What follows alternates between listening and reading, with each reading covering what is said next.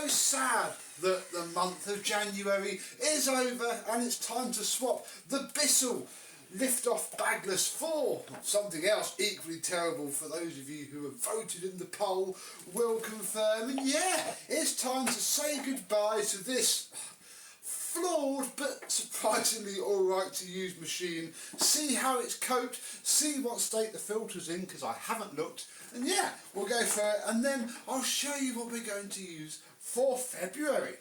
Let's have a look.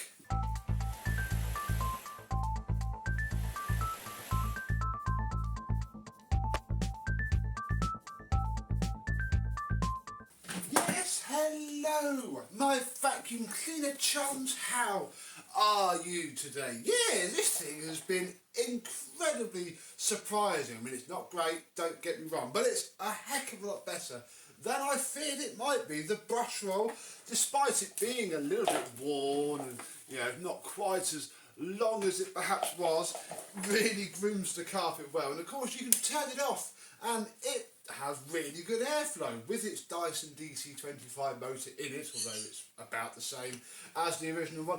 Pulls the dirt in. It's surprisingly nice. I thought I was going to hate it, and I don't love it, but it's certainly a lot better than I thought. So that's before we've really dug in. Like I say, all I've done is empty it and put the thing back in. Haven't maintained it any further than that. I mean, it's not all brilliant news, and I'll start with things while we go on there. The cable has this handy clip up there, so obviously it's always to hand. But as soon as you want to take the machine off of this caddy stand, what do you call it, frame, obviously this is then attached to here, so I end up not using it. But the problem is, because it comes out the bottom of the machine, you're always then faffing around trying to pull it up, and yeah, this is where the issues with the design will come into play. Using the tools isn't a horrible, hateful thing either. Again, if you keep it like this, obviously the idea is that you take it off and have this bit, but as you remember from the before or after video, it falls over ever so easily, and I again haven't used it like that. Oh, I've got to feed the hose through. All I've done is kept it like that, and you can take the wand out, you can put it on the hose, and it doesn't tip over anywhere near as easily. It's quite sturdy and strong actually. I can walk over here, and it's only then that it starts to not like it. So yeah, we've used the tools quite a lot. We've used the little dusting brush, which has been okay. It's, I don't know, it's definitely a product of its time. It's definitely a cheap, early era bagless machine, but yeah, I quite like it in a weird, horrible sort of way. What I did end up doing was removing the post motor filter, because it blocks so much airflow. The thing was screaming and really was losing its suction from that. And as you can see in there is, you know, a nice waft of dust, which yeah has been blowing out into my house because it hasn't had a filter on it. It's all over here, and the problem is, if I hadn't have taken the filter out, it probably still would have blown all around, because it would have blown past the seals and it would have made the machine run really hot and really horrible. So yeah, that's sort of why I did that. What I've also noticed is that this here, the release pedal, jams down sometimes, so the machine doesn't lock itself back up, and I haven't actually done much to investigate that really. I'd imagine that the spring has moved or got a bit iffy. Crikey, there's still some pine needles coming out of somewhere. Where have you come from?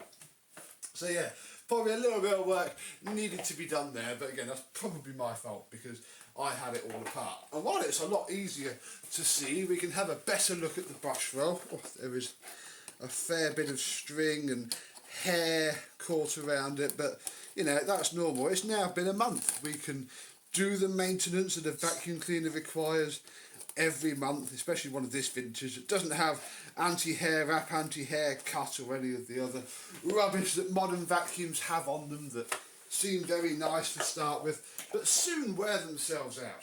And yeah, that is, you know, one part of the machine, and yeah, I've used it mostly as an upright, so I haven't really taken this off at all. All I've really done a couple of times is move that lever, pull this bin out. Did you notice that? We'll come back to that in a minute. And yeah, here is the dirt that is currently in it. It picks up really quite well. It's very good. However, did you just notice all that just fell out? And if you can tell, look, all of that is hanging down from up there. And this is where the shine comes off. Because if we remove this entire piece here, you'll see that a vast majority of dirt is caught in there. And I think I probably should have emptied this a bit more, better like that. Oh my goodness, that's the filter. And you've got to go in there, you've got to get all of the dirt out. We are very spoilt nowadays with the shroud on the Dyson that can clean the filter and everything like that. And what you end up with is just dirt raining down into the inside of the machine. No matter how careful you are, even you'd have to take both of these out simultaneously to be able to avoid that. It is a big flaw. Yeah, this is what the filter, I'm going to hold it over here, this is what the filter looks like after a month of use. Oh dear. I mean, I know I should have checked it prior, but again, it's only been a month, you're not supposed to really, well, unless you've got a shark, in which case you should probably check the filter every week. But yeah, that is, I'm going to say very clogged. It's still got really good airflow. It's still got pretty good suction. So it's obviously not hating it too much. Let's just leave that in there.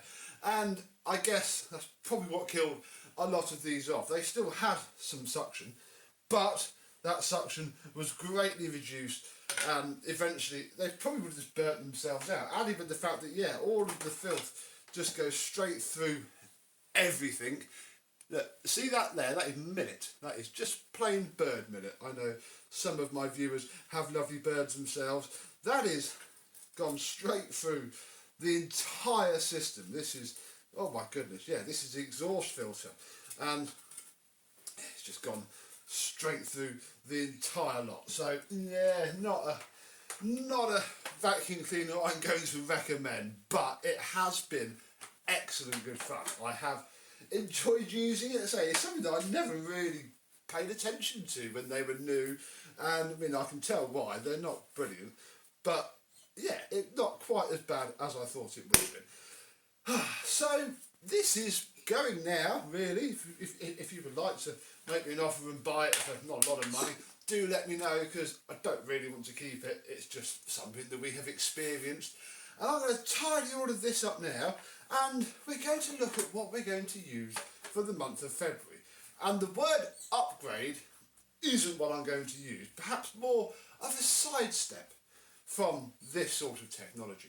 The machine which you all chose for February, not the nice bagged Captura or a nice sensible Electrolux Turbo 2. No, we picked the disgusting Hoover Dust Manager bagless box system. Why do I even do it to myself? Why do I offer these stupid ideas to you all? Well, because that's what this channel is all about, isn't it? This would have retailed for many hundreds of pounds once upon a time. It would have been marketed as the best thing since sliced bread, even though it really isn't. You really should have just bought a Dyson DC07 rather than buying one of these. But here we are now with mine, and I've got a feeling it's going to do better than that in some respects, because this won't suffer too much from the dust coming out. I mean, we shall, where are we? Move you out of the way. In fact, can we take you off completely out for now? Yeah. Behind here, I have a pre-inspection of the filter, which is literally as it was after the after video. And in fact, look, we can even make sure we're starting the month off with a clean slate. There we go, look. So in a month we can have a look in there and see what's happened, because I don't think it's going to leak too much dust. No, what I think it's going to do instead is just clog itself up, and the airflow is going to significantly reduce, because yeah, that's been my experience of this blue box before. I had a Hoover Discovery that had this. Actually, that came from Mr. James. Oh my goodness, it's not even clean. Oh, ooh, that's not going to work. It must have, that will literally be from the after video. Where are we? Oh, I should have prepared for this a little bit better. Bear with.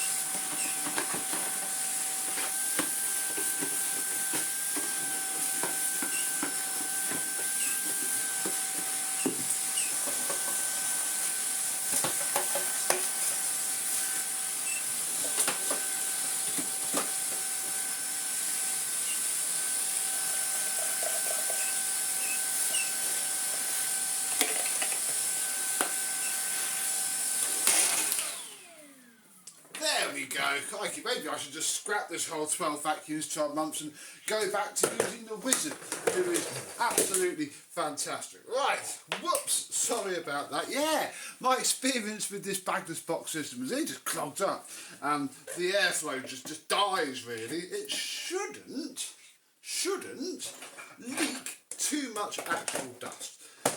But of course, if you're going to get pure power, just get a bagged one. much better. So there's that hateful part. Under here, nice activator brush roll with alright brushes. I think that's going to be the nice part of it. Still haven't got a wand, still haven't got a scabbard tool, but we have these here. So yeah, it's going to be okay, I think. I remember looking at these in the catalogue and going, there. And here I am about to, here I am about to commit to using it for an entire month. I say commit to using it for an entire month. We'll get on to a slight caveat in a second because obviously this is going to be terrible for hard floor. But let us check what it's like on carpet. This cable is so short compared to the Bissell. Wow, the Bissell has a very... When it works, that's good. No little cable hook on this thing. No, we just turn it on.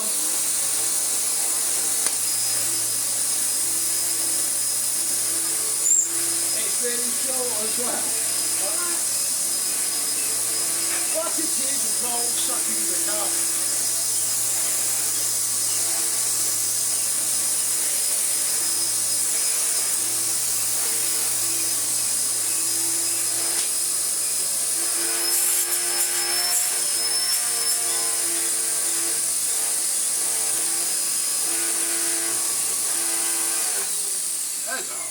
Vibration coming from this entire cleaner head. Yeah, so it works. It does have a hard floor setting, but I can't imagine that's, I know Felix, you don't like it, do you? Out the room. Come on. It does have a hard floor setting. I just don't think it's going to be really good. Let's demonstrate it on the black rug. Because it's almost the same as hard floor, and it's going to probably show why this isn't going to be that fab at it. Oh, of course we've got the horrible pure power release pedal issue. Oh, push. And you've got to hold your foot down and almost push it down with your foot.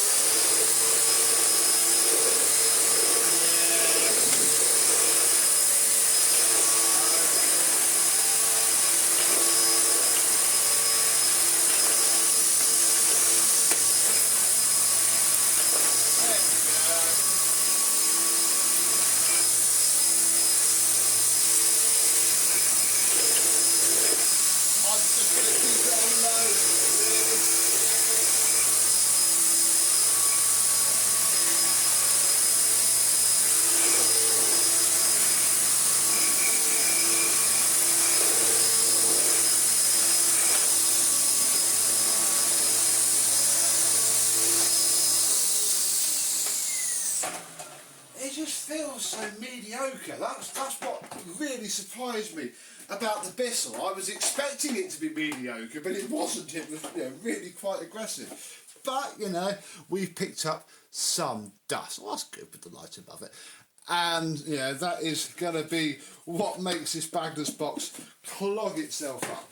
I'm not too concerned about the lack of hard floor performance, mainly because I can cheat.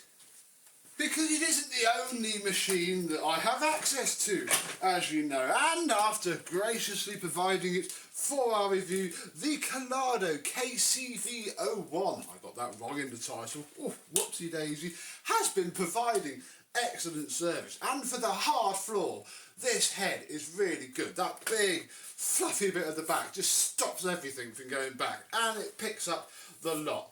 And you know, I think these two together, this for the bulky stuff, the carpets and the nice hose, and then this for the hard floors, is going to be pretty good. I may as well show you a little bit of an update on this because, you know, it's been a couple of weeks now. Let's empty it. Oh, look at that, look, again, lots of minutes, lots of hair. Then we shall turn this. I haven't looked at this in a few weeks. Look, that is acceptable for a pleated paper filter. It needs a clean, but equally it was fairly good. We pop this back in.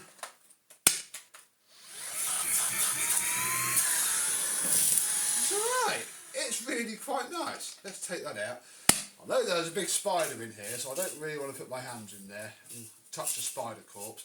Let's just do that. I did know that you're supposed to use the crevice tool to go in here and twist this out, which is a thing. I mean, I don't mind putting my hand inside of things and doing that, but yeah, that works. And again, you see it like that because it's just excellent at going around picking bits up, on, off, away, and yeah, I quite like it really. It's a vast improvement over the Green Oak GSC 50, and that wasn't too bad either. But oh no, look at that, folks. We have ourselves a mess. Can this Pure Power Dust Manager, whatever it wants to call it, do the job?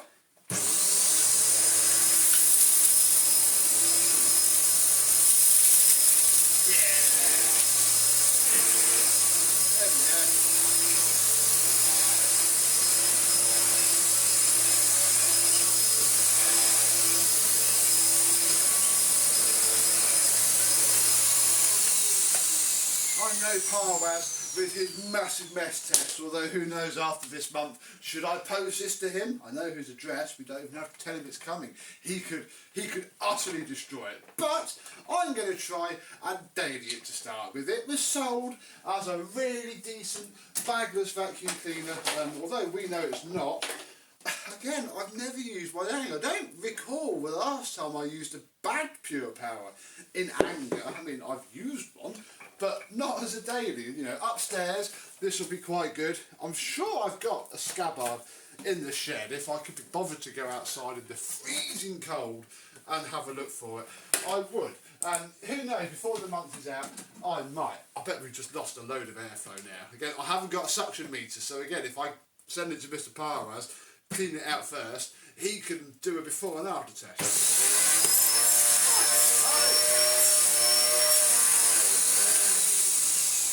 It's got all right airflow.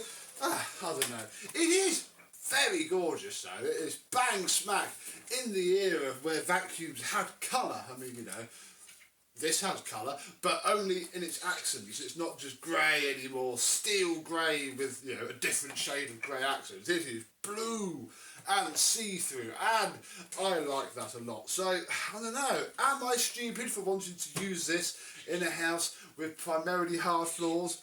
If it was new, I would have been sold it by saying, that's fine, sir. No, it will be absolutely fine on the hard floor. It's designed for it. So, you know, it's not beyond the realms of possibility that I could just be a complete idiot in the mid-2000s, walk into Curry's and come out with a slightly unsuitable machine. What do you think? I'm sure it happened all the time. And at the end of the month, will I want to do what every owner did with this and launch it into a skip and try something else? I don't know. I think I will, but how? That remains to be seen. We shall have to wait until the end of the month, and I'm pondering for March not doing a poll at all and just using something. I do want to use the Vac Master before I've had it for too long, so I think maybe for March I will spoiler alert this unless something amazingly cool comes to mind before then. And we won't do a poll, we'll just use the Vac Master. Or the Turbo Power 2, that's been sat in the corner of the room for ages. I really want to use that. Oh, what a dilemma with scrap old vacuum cleaners. But what do you think? Am I going to want to kill myself after using this for a month, or will it be okay? And of course, I shall cheat massively whenever I can by whipping this around. The NQ100 is boxed away, the MBV is out, but I try not to use him too much, although, again, he gets used. I use lots of vacuums. This whole series is just an excuse to keep one out that I normally wouldn't give the time of day to.